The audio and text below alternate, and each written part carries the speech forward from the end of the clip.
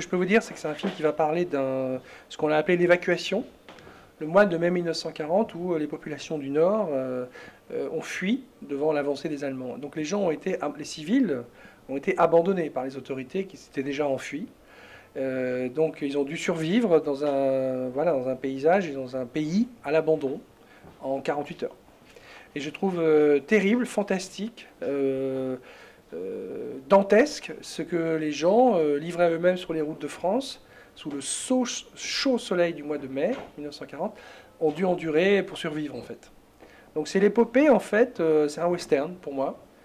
C'est des gens qui sont lâchés dans un espace où il n'y a plus rien. Donc il y a beaucoup de choses sur la solidarité, sur voilà, qu'est-ce qu'on fait pour survivre.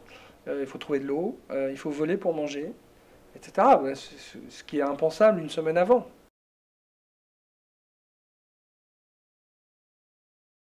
On va tout faire, hein, je pense qu'on va tout faire pour que le film se tourne là où ça s'est passé, dans la campagne du Pas-de-Calais, du Nord.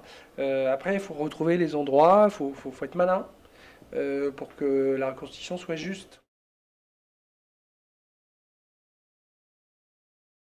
C'est d'abord et avant tout parce que c'est la mémoire de ma propre famille.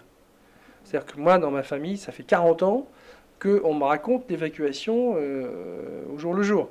Et que je sens bien, je sais bien que dans les autres familles du nord de la France, hein, puisqu'il y a la Picardie aussi, l'Aisne, etc., tous ces gens-là ont été également concernés par l'évacuation. Donc ça a marqué beaucoup de monde. Et que je trouve que dans le cinéma, on n'en a pas énormément parlé. Il y a quelques films, mais peu ont ça comme sujet principal. Or, moi, je trouve que ça vaut le coup de se mettre sur la route, à hauteur des gens, et de voir comment ça se passe. Je trouve ça épique, je trouve ça... c'est du scope humain formidable.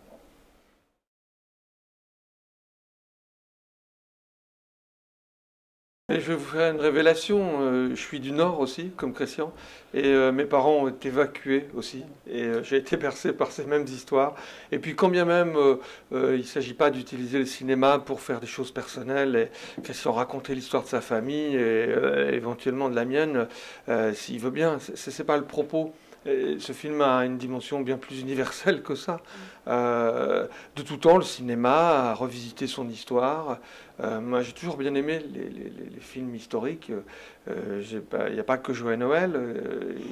Dans les films que j'ai pu produire, récemment, L'Ordre et la morale de Kassovitz et d'autres. Et donc, non, non, moi, c'est un sujet qui m'intéresse, que je trouve passionnant. Et y compris pour la jeune génération qui a probablement, elle, je pense plus à nos enfants, ados, qui ont peut-être absolument pas entendu parler de ça, parce qu'autant nos parents nous en parlaient à nous, à notre génération, autant nous, moi, en tout cas j'en parle pas du tout à mes enfants, et leur grand-père leur raconte plus ça. Du coup, ça me semble quand même être transgénérationnel. À partir du moment où il y a une dimension de spectacle, une dimension de cinéma, une dimension humaine, avec des très beaux personnages, une vraie histoire, et un peu comme Joël Noël qui par ricochet la petite histoire qui finalement raconte la grande.